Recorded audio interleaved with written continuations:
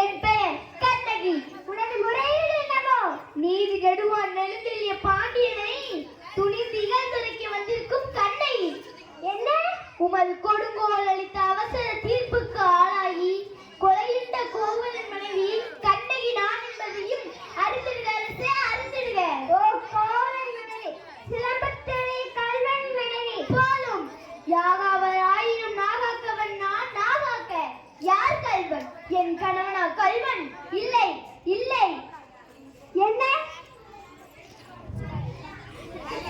கண்ணகி, உன் கணவன் கையில் இருந்தது அரசி கோப்பெருந்தேவியின் சிலம்பு. கோப்பெருந்தேவியின் சிலம்பில்லை, கோவலன் தேவியாம் என்னுடைய சிலம்பு.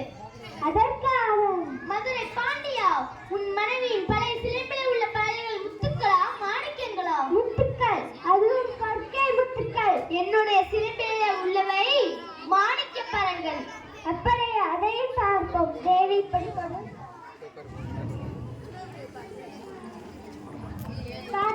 முத்துக்களை. அடுத்த சிலம்பு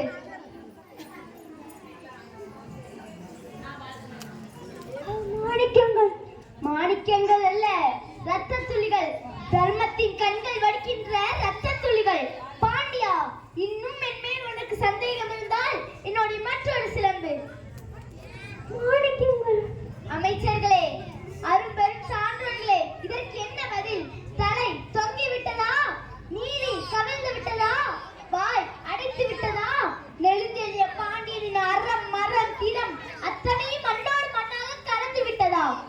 ஆயிரம் ஆயிரம் ஆணைய சேனை எதிர்த்து வந்தாலும் அந்நாட்டு தலை குனியாமல் படை நடத்தும் பொழுது வீரம் எங்கே? கம்பீரம் எங்கே? வெற்றி திறன்பாடு எங்கே? எங்கே எங்கே எங்கே?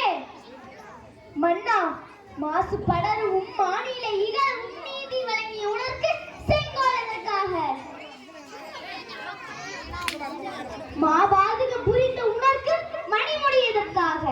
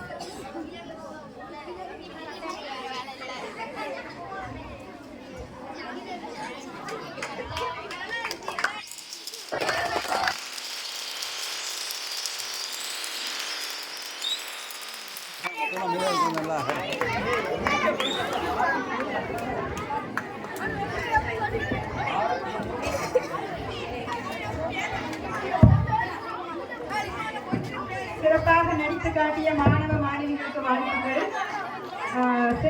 கண்ணகியாக நடித்த ஞானமுத்திரவுக்கு மாவட்ட அளவில் எனக்கு 2வது பரிசு கிடைச்சிது. அதை இந்த நேரத்தில் நினைவு கூர்ந்ததில் நாங்கள் ரொம்ப பெருமைப்படுறோம். அடுத்த நிகழ்ச்சியாக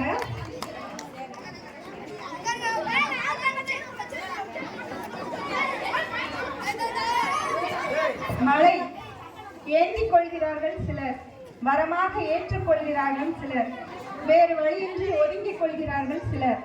ஒத்துக்கொள்ளாதன, ஆனாலும் எப்போதும் போல இன்னமும் எல்லாருக்குமாக பெய்து கொண்டிருக்கிறது மழை. அந்த மழையை பற்றிய பாடலில் நடனமாட வருகின்றனர் 4ஆம் வகுப்பு மாணவிகள்.